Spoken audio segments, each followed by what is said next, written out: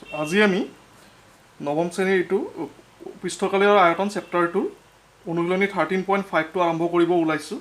এইটো ঘনকৰ এইটো আয়তনৰ ওপৰত আছে। বাকীকেইটা অনুশীলনীত আমি পৃষ্ঠকালী উলিয়ালোঁ, এতিয়া আমি আয়তন উলিয়াম। গতিকে এইটো চেপ্টাৰ আছে তোমাৰ আয়ত ঘনৰ ওপৰত।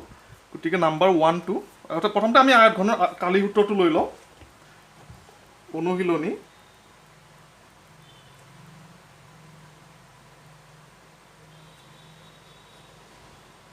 13.5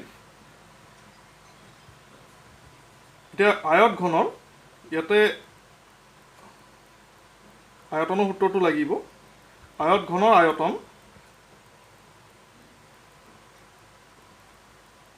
L into B into H. এলটো হৈছে দিশ, বিটো প্ৰস্থ আৰু এইচটো হৈছে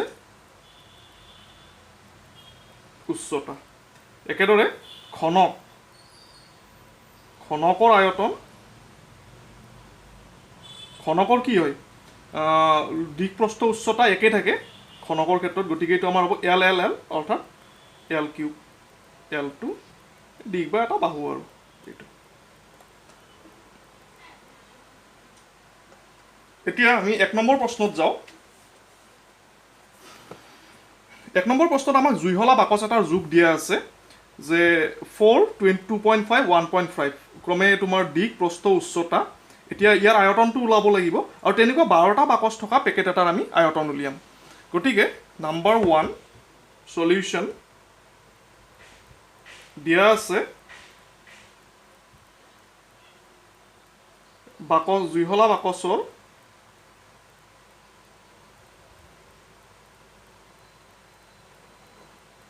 দিশ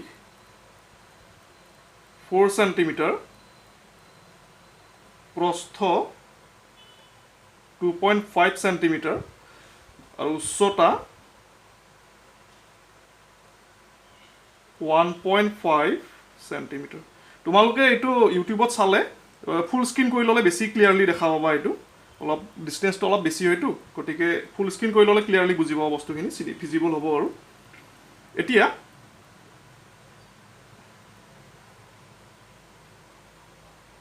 জুইশলা বাকচটোৰ আয়তন, দিশ মানে আমি এলেৰে বুজাওঁ, প্ৰস্থ বি, উচ্চতা এইচ। আয়তন হ'ব L into B into H, তাৰমানে 4, 2.5, 1.5। এতিয়া চোৱা 4×25 × 100, এটাৰ আগত দশমিক আছে 1.5, তাৰমানে 10 ইনটু 1.5 পূৰণ কৰিলে কি হ'ব, এটা 0 আছে, গতিকে দশমিকটো আমাৰ উঠি যাব 15 ঘন চেণ্টিমিটাৰ বা চেণ্টিমিটাৰ কিউব। কালিৰ ক্ষেত্ৰত আমি স্কুৱেৰ লিখিছিলোঁ, আয়তনৰ ক্ষেত্ৰত কিউব লিখিব লাগিব। এতিয়া এনেকুৱা 12টা বাকচ থকা পেকেট এটাৰ আয়তন, এতিয়া এনেকুৱা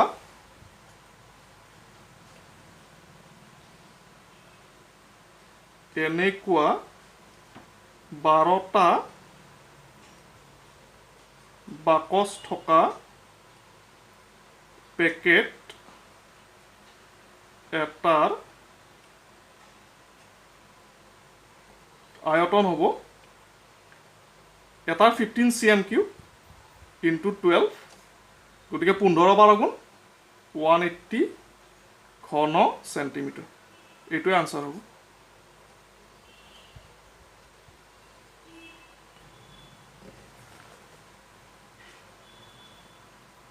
নেক্সট আমি 2 নম্বৰ কুৱেশ্যনটো চাওঁ।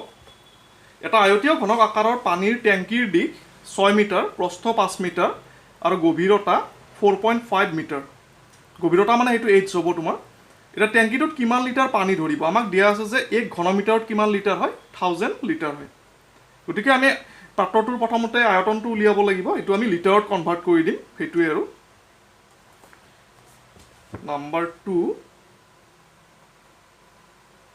সলিউশ্যন দিয়া আছে টেংকিটোৰ দিশ 6 মিটাৰ, প্ৰস্থ 5 মিটাৰ উচ্চতা অৰ্থাৎ গভীৰতা বুলি কৈছে এইটো আমাক এইটো এইচ হ'ব 4.5 মিটাৰ এতিয়া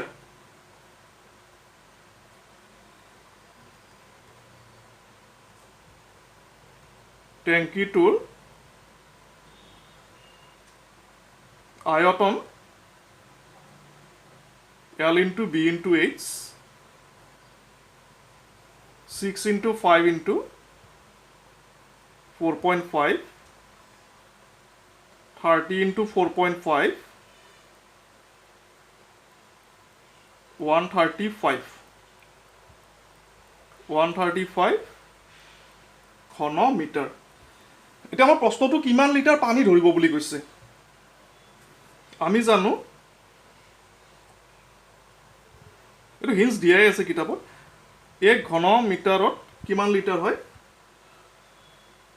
1000 লিটাৰ হয় এইটো মনত ৰাখিবা এতেকে 135 ঘন মিটাৰত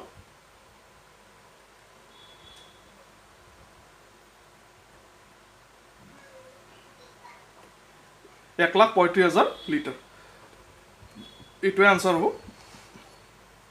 এতেকে টেংকিটোত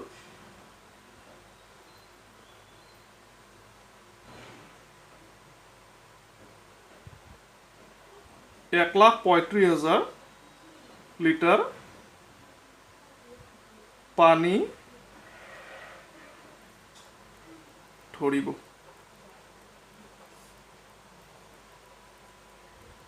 এইটো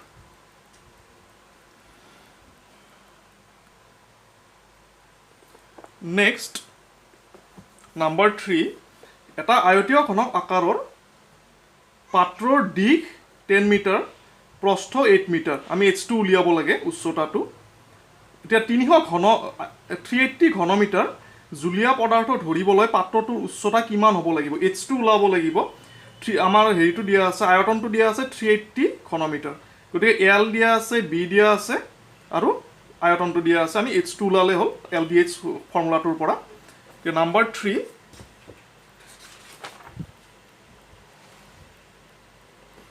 সলিউশন দিয়া আছে লেট পাত্ৰটোৰ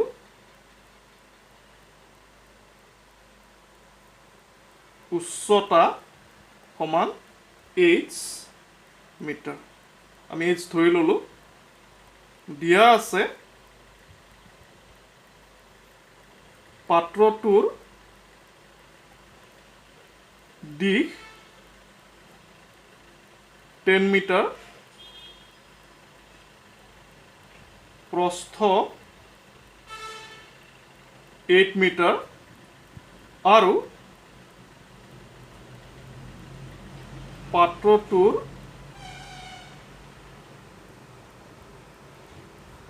আয়তন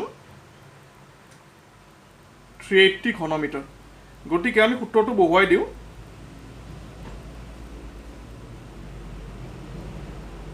L দিয়া আছে 10 B দিয়া আছে 8 H2 উলিয়াব লাগে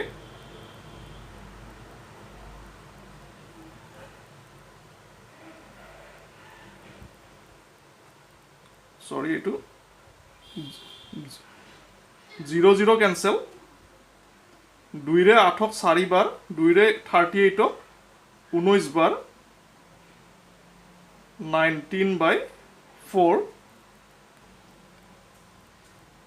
19/4 আমি হৰণ কৰিলে পাম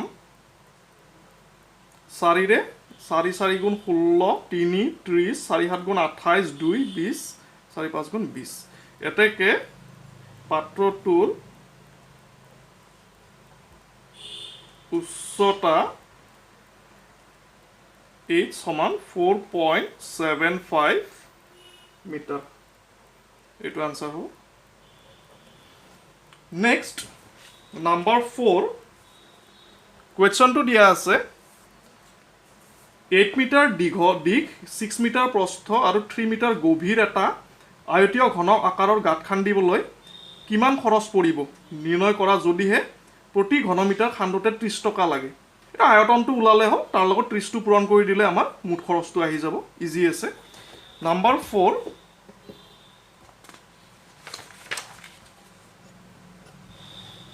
সলিউশন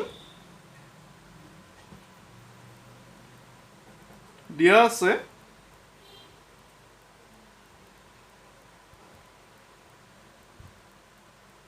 গাঁতটোৰ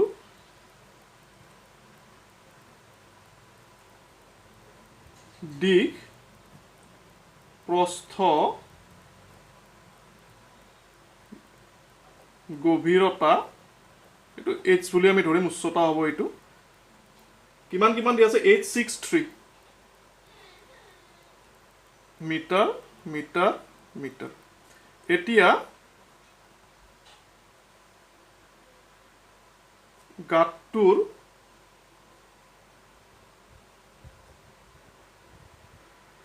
আয়তন L into B into H 8 into 6 into 3 8 6 গুণ 48 48 3 গুণ 144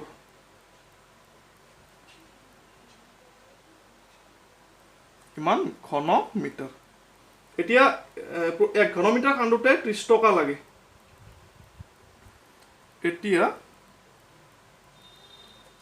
1 মিটাৰ কিউব গাঁত খন্দা খৰচ 30 টকা এতেকে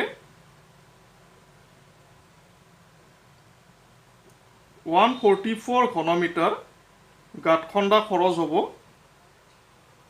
144 into 30 0 3 4 12 2 হাতে গ'ল 1 3 4 12 13 3 হাতে গ'ল 1 3 1 4 4320 টকা এতেকে নিৰ্ণয় খৰচ যেটো পৰিব গাঁত খন্দা হেতু হ'ব তোমাৰ 4320 টকা আনসাৰ টান নহয় অঙ্কখিনি ইয়াৰে ইজি আছে হ'ব আজি ইয়ালৈকে থাকক ৰিমেইনিংখিনি নেক্সট ভিডিঅ'ত মই আপলোড কৰিম এইটো তোমালোকে চেনেলটো ছাবস্ক্ৰাইব কৰি ল'বা তেতিয়া আপকামিং ভিডিঅ'ছ নটিফিকেশ্যনখিনি পাই যাবা থেংক ইউ